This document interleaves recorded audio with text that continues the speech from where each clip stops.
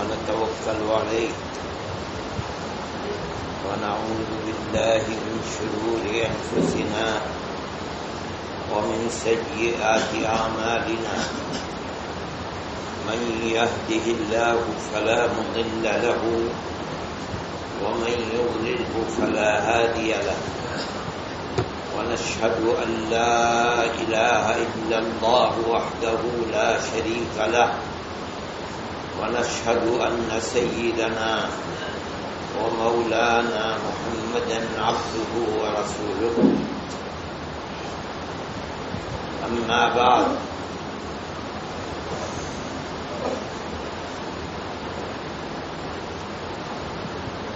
مثل من يذكر الله تبارك وتعالى كمثل رجل خرج العدو في إثره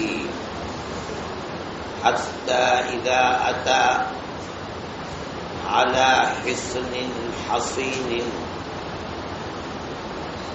أحرز نفسه منهم كذلك الإنسان لا يحرز نفسه من الشيطان إلا بذكر الله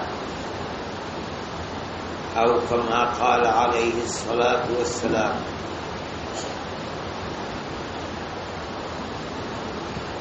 یہ بات چل رہی تھی کہ انسان اللہ کا ذکر بھی کرے، عبادت بھی کرے، نماز بھی پڑھے، اور اس کے ساتھ ساتھ ہاتھ پیر دل دماغ آنکھ اور زبان کو اللہ کی معصیت اور اس کے گناہوں کے کرنے سے نہ روکے، تو اس عبادت اور اللہ کے ذکر کا فائدہ میسر نہیں ہوگا جیسا ہونا چاہیے. اللہ کے یہاں قبولیت میسر نہیں ہوگی. روزے دار روزے کے ساتھ اگر یہ گناہ کرتا ہے تو اللہ کو کوئی اس کی پرواہ نہیں ہے کہ وہ بھوکا اور پیاسا رہ کر اپنے دن کو گزارے.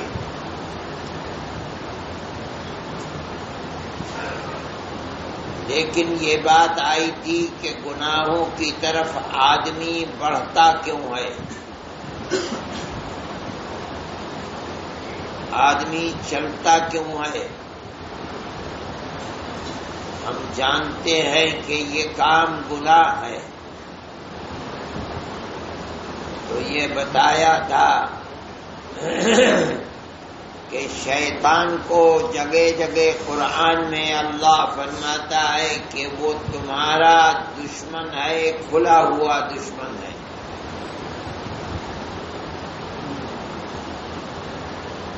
عالم ازل میں جب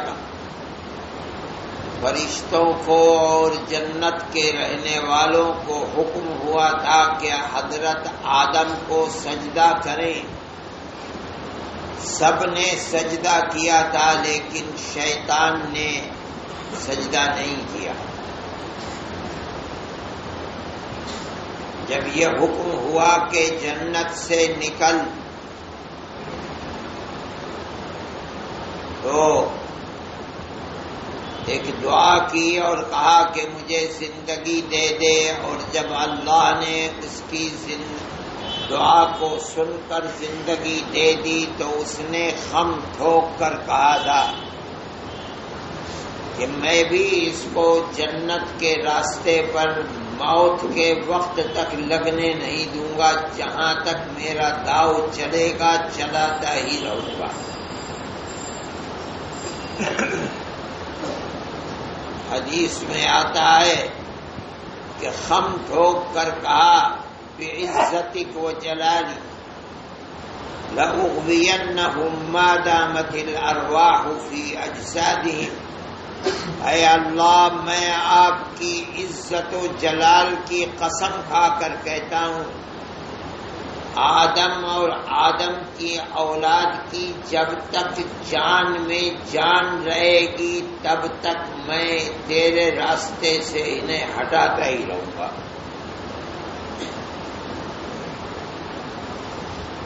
پھر شیطان کو اللہ نے ایسی طاقت دی ہے، باوجود ہے کہ وہ دشمن ہے، لیکن دنیا تو امتحان کا گھر ہے، اس لیے اللہ نے شیطان کو ایسی طاقت دی ہے۔ فرماتے ہیں یجری من الانسان مجری الدم، آدمی کے جسم میں جہاں جہاں خون دوڑ سکتا ہے شیطان بھی وہاں وہاں پہنچ سکتا ہے، اور خون تو ہمارے جسم کے ہر حصے میں دوڑتا ہے۔ پھر جسم کا نظام ہے کہ دوڑتے دوڑتے دل، جس کی حکومت ہے اس جسم پر، وہاں خون پہنچتا ہے اور پھر وہاں سے نکلتا ہے۔ یہ ایک سرکولیشن ہے خون کا۔ اس کا مطلب یہ ہے کہ انسان کے جسم میں، انسان کے دل میں شیطان کی پہنچ ہے، اور شیطان ہمارا دشمن ہے، اس لیے وہ ہمارے دل پر حکومت کرنے کی طاقت رکھتا ہے۔ وہاں پہنچ کر دل کو اللہ کے راستے سے بھٹکانے کی طاقت اس کے اندر ہے، وہ وہاں پہنچ کر اپنا کام کرے گا۔ تو اب یہ بات بڑی مشکل ہو گئی کہ انسان اتنا کمزور اور اس کا دشمن اتنا طاقتور، ایک تو دنیا کی ابتدا سے لے کر دنیا کے آخر تک ہر آدمی کو موت ہے مگر دشمن زندہ ہے۔ پھر اس دشمن میں طاقت ایسی ویسی طاقت کہ انسان یہ رگ و پے کے اندر، ایک ایک نس میں، ایک ایک رگ کے اندر پہنچنے کی اللہ نے اس کو طاقت دے رکھی ہے،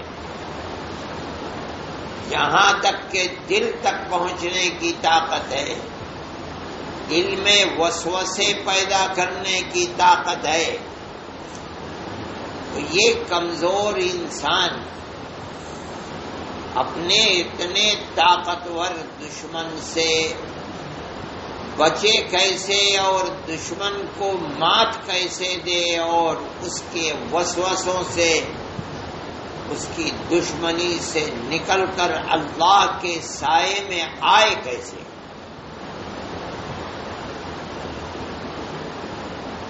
تو اللہ نے انسان کو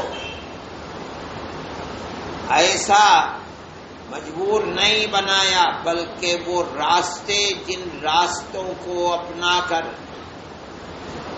جس راستے پر چل کر وہ اپنے اتنے طاقتور دشمن کو مات دے سکتا ہے، اللہ نے اپنے فضل و کرم سے انسان کو وہ راستے بھی بتائے۔ اگر آدمی کمزور، اتنے طاقتور مضبوط دشمن کو مات دینا چاہے تو اللہ کی عنایت، مہربانی، اس کی مدد اور اس کی نصرت کسی وقت بھی اس کا ساتھ نہیں چھوڑے گی۔ میں نے جو حدیث پڑھ کر سنائی ہے وہ اسی چیز کو بتا رہی ہے۔ نبی کریم علیہ الصلاۃ والسلام فرماتے ہیں مثال دے کر فرماتے ہیں وہ آدمی جو اللہ کا ذکر کرتا ہے، اللہ اللہ کرتا ہے، سبحان اللہ، الحمدللہ، لا الہ الا اللہ، اللہ اکبر کرتا ہے، قرآن کی تلاوت کرتا ہے، قرآن کو سنتا ہے، نماز پڑھتا ہے، روزہ رکھتا ہے، حج کرتا ہے، صدقہ کرتا ہے، اللہ کو یاد کرتا ہے، اللہ کے ذکر کرنے والے کی مثال دے کر فرماتے ہیں ایسی مثال ہے جیسے کوئی آدمی اپنے گھر سے باہر جانا چاہتا ہے، بازار، کسی دوسرے شہر میں، اور دشمن اس کو مارنا چاہتا ہے، اس لیے ہاتھ میں بیٹھا ہوا ہے، نکلے گا تو میں اس پر وار کروں گا، چھپا ہوا بیٹھا ہے۔ یہ آدمی نکلا اور جیسے باہر چلا دشمن اس کے پیچھے دوڑا مارنے کے لیے، اور یہ جان بچا کر بھاگا۔ بھاگتے بھاگتے اس کو ایک بڑا مضبوط گھر یا قلعہ ملا، اور دروازہ اس کی قسمت سے کھلا ہوا تھا۔ پیچھے پیچھے دشمن ہے، یہ اپنی جان بچا کر بھاگ رہا ہے، دروازے میں گھسا اور فوراً دروازے کو بند کر لیا، کنڈی لگا لی۔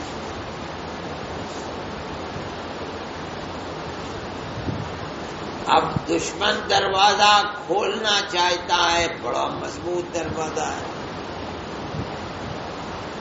اس کی دیواروں پر چڑھنا چاہتا ہے، بڑی اونچی دیواریں ہیں، دیواروں کو توڑنا چاہتا ہے، بڑی مضبوط دیواریں ہیں۔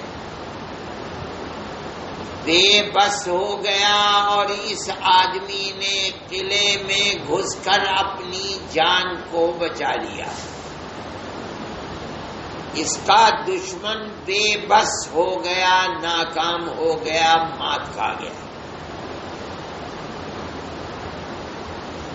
ورنہ وہ تو تاک لگائے بیٹھا تھا، نکلے گا تو میں اسے قتل کر دوں گا، اور یہ نکلا بے خبر، یہ نکلا تو وہ بھاگا مارنے کے لیے، یہ جان بچانے کے لیے بھاگا، بھاگتے بھاگتے یہ اس کی تقدیر ہے کہ قلعہ مضبوط اور دروازہ کھلا ہوا، یہ اندر گھسا اور اس نے دروازے کو بند کر کے کنڈی لگا لی، اور اپنے آپ کو اتنے طاقتور اور مضبوط دشمن سے بچا لیا۔ یہ مثال دینے کے بعد اللہ کا نبی فرماتا ہے کذالک الانسان لا یحرز نفسہ من الشیطان الا بذکر اللہ۔ کان کھول کر سنو، اسی طرح سے اللہ کا نبی فرماتا ہے انسان اپنے آپ کو شیطان جیسے دشمن سے بچا نہیں سکتا، اگر بچا سکتا ہے تو بس اللہ کے ذکر ہی سے بچا سکتا ہے۔ یعنی شیطان ہر وقت گھات لگا کر بیٹھا ہوا ہے، تیری آخرت کو برباد کرنے کے لیے رات اور دن تیرے پیچھے پیچھے ہے، تاکہ تجھے جنت سے اسی طرح محروم کر دے جیسے شیطان تیرے باپ کو سجدہ نہ کر کے محروم ہوا ہے۔ لیکن اگر بچنا چاہتا ہے تو تیرے سامنے ایک قلعہ ہے، اتنا مضبوط قلعہ ہے کہ اس قلعے کی نہ دیواروں کو پھلانگ سکتا ہے تیرا دشمن، نہ توڑ سکتا ہے، اس کے دروازے تیری تقدیر سے کھلے ہوئے ہیں اور اتنے مضبوط ہیں کہ تو اگر اندر چلا جائے گا تو شیطان جیسا دشمن ان دروازوں کو نہ کھول سکتا ہے نہ توڑ سکتا ہے۔ وہ قلعہ کون سا قلعہ ہے جہاں شیطان جیسے دشمن کو تو بے بس کر سکتا ہے؟ فرماتے ہیں وہ قلعہ اللہ کے ذکر کا قلعہ ہے۔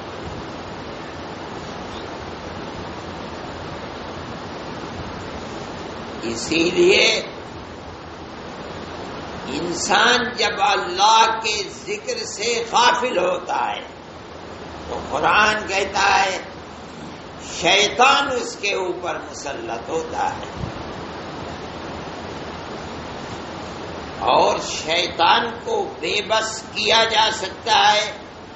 وہ کیسے؟ اللہ کو یاد کر، اللہ کو یاد کرے گا، جتنا یاد کرے گا، جتنی کثرت سے یاد کرے گا، اتنا ہی شیطان بے بس ہو جائے گا، کچھ نہیں کر سکتا۔ جہاں غفلت ہے مومن کو اللہ کی یاد سے، وہاں شیطان کی حکومت ہے، اور جتنا مومن کو اللہ یاد ہے اتنا ہی شیطان پر قینچ اور بے بس ہے۔ جہاں ذکر اللہ ہوا شیطان بھاگا۔ فرماتے ہیں اذان ہوتی ہے تو سن نہیں پاتا، اللہ کا ذکر ہے، مؤذن کہتا ہے اللہ اکبر اللہ اکبر، اشہد ان لا الہ الا اللہ، اشہد ان محمد رسول اللہ، شیطان سے نہیں سنا جاتا۔ بھاگتا ہے تاکہ اللہ کے ذکر کو سنے بھی نہ، اس کے کان تحمل بھی نہیں کرتے، سنتے بھی نہیں اللہ کے ذکر۔ جب ختم ہو جاتا ہے پھر آ جاتا ہے۔ اس کا مطلب ہے کہ اللہ کے ذکر سے بچنا جب ہی ممکن ہے جب ہر وقت مومن اللہ کو یاد رکھتا ہے۔ اللہ کے نبی فرماتے ہیں کہ مومن جب مسجد میں جاتا ہے، قدم رکھتا ہے، اگر وہ کہتا ہے اعوذ باللہ العظیم وبوجہہ الکریم وسلطانہ القدیم من الشیطان الرجیم، قدم رکھتے ہوئے یہ اللہ کا ذکر کرتا ہے، میں اللہ جیسی طاقت رکھنے والی ذات سے کی پناہ مانگتا ہوں شیطان رجیم سے۔ تو فرماتے شیطان ایک طرف بے بس ہو کر کھڑا ہو جاتا ہے، لو بھائی اس نے تو اس ذکر سے 24 گھنٹے کے لیے اپنے آپ کو مجھ سے تو محفوظ کر دیا۔ جہاں کہیں بھی شیطان ہے اور اللہ کا ذکر کرنے والا ذکر اللہ میں مشغول ہے، شیطان جیسا طاقتور دشمن وہاں راکھ کا ڈھیر ہے، بے بس، وہاں اس کا بس نہیں چلتا۔ یہاں تک کہ بیت الخلا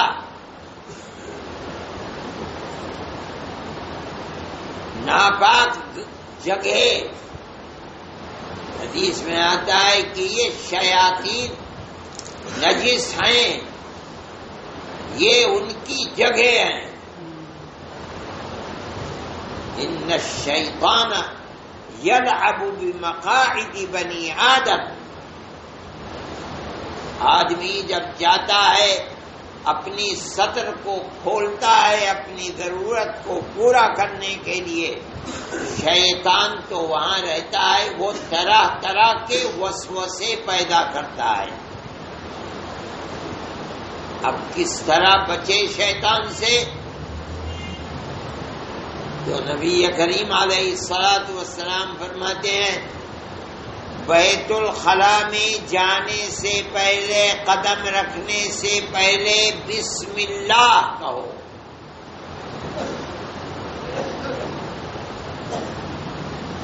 دوسری روایت میں آتا ہے میں اللہ کی پناہ چاہتا ہوں بری روحوں سے، شیطانوں سے، شیطان مردوں سے، شیطان عورتوں سے.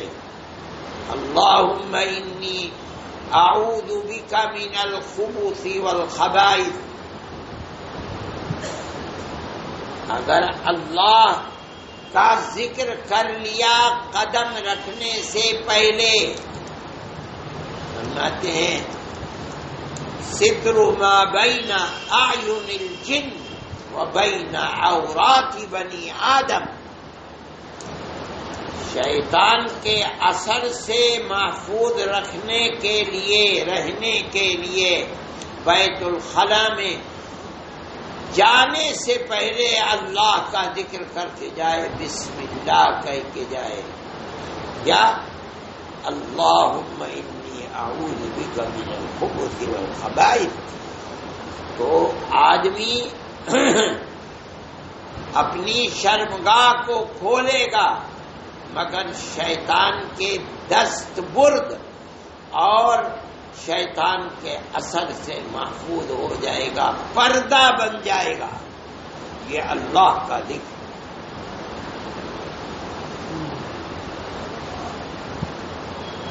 یہ وہ چیز ہے جو ایک خلجان قدرتی طریقے پر مومن کے دل میں پیدا ہو کہ مومن تو بہت کمزور ہے، عمر بھی کم ہے، 50 100 125 سال بھی کہاں کسے ملتے ہیں.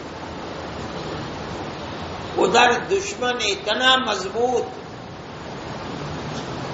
اور رہتی دنیا تک زندہ رہنے والا. انسان کے دل کے اندر، دماغ کے اندر ہر جگہ اپنا اثر ڈالنے کی طاقت رکھنے والا آدمی بچے کیسے؟ تو اللہ کو جتنی محبت آدم کی اولاد آدمی سے ہے، اپنی مخلوق میں کسی سے نہیں. اس نے اپنی پناہ کے راستے کھول دیے ہیں اور مومن کے لیے راستہ بتایا ہے، اور وہ ایک ہی راستہ ہے اللہ کا ذکر. جہاں اللہ کا ذکر ہے وہاں شیطان کا داؤ نہیں چلتا. جہاں نہیں ہے وہاں شیطان کی حکومت ہے. اس لیے مومن کو اگر اپنی آخرت کو آباد رکھنا ہے، اللہ کی پناہ کو حاصل کرنا ہے، اتنے طاقتور شیطان سے بچنا ہے، آخرت کو آباد کرنے کے لیے، اپنے اللہ کو راضی رکھنے کے لیے، اپنے گناہوں کی مغفرت میسر کرنے کے لیے، تو اس کے لیے ایک ہی راستہ ہے کہ کبھی اللہ کو نہ بھولیں، اللہ کو یاد رکھیں، اس کا ذکر کرے، یاد کرے اس کو، جو کام کرے اللہ کے لیے کرے، اس کی خوشنودی کے لیے کرے، اس کی رضا کے لیے کرے، اور جس کام کے لیے پتہ چل جائے کہ اللہ اس سے ناراض ہوتا ہے، کیا مطلب شیطان اس سے خوش ہوتا ہے، اپنی زبان کو، اپنی آنکھ کو، اپنے ہاتھ پیر کو، اپنے دل دماغ کو اس کام سے بچائے، رات اور دن بچائے، گھر اور باہر بچائے، شیطان کے اثر سے محفوظ ہو جائے۔ یہ ذکر اللہ کی اہمیت ہے، اور اگر نہیں بچائے گا تو اللہ کو نہ ایسے روزے دار کی روزے کی پرواہ ہے، نہ ایسے نمازی کی نماز کی پرواہ ہے، نہ ایسے حاجی کے حج کی پرواہ ہے۔ اللہ کی ذات تو مستغنی ہے، اگر ساری دنیا اللہ کے نیک بندی بن جائیں تو خدا کی خدائی بڑھتی نہیں ہے، اور ساری دنیا اللہ کا انکار کر دے تو اس کے خدائی میں کوئی فرق نہیں۔ اللہ کسی کا محتاج نہیں، ہم ہی اس کی ذات کے محتاج ہیں، اس کی عنایت کے محتاج ہیں، اس کی مغفرت کے محتاج ہیں، اس کے احسان اور توجہ کے محتاج ہیں۔ اس لیے میرے بھائی، اللہ کا ذکر ایسی چیز ہے، صرف رمضان ہی میں نہیں، رمضان ہو کہ رمضان کے علاوہ ہر وقت، ہر زمانے میں آدمی کہیں بھی ہو، کسی بھی حال میں ہو، اللہ کی یاد سے غفلت نہ کرے، اور اگر غفلت کرے گا تو اس کا مطلب یہ ہے کہ اپنے اوپر شیطان کو لاد لے گا، شیطان کا شکار بنتا رہے گا، اور وہ ایسا دشمن ہے کہ آخری سانس تک بھی چھوڑے گا نہیں، اس لیے کہ وہ تو عدو ہے، اور عدو بھی مبین ہے، چھپا ہوا نہیں ہے، مارے آستین نہیں ہے، کھلا ہوا دشمن ہے، دھڑلے سے دعویٰ کر کے آیا تھا، اور قیامت تک اسی کے اوپر چلتا رہے۔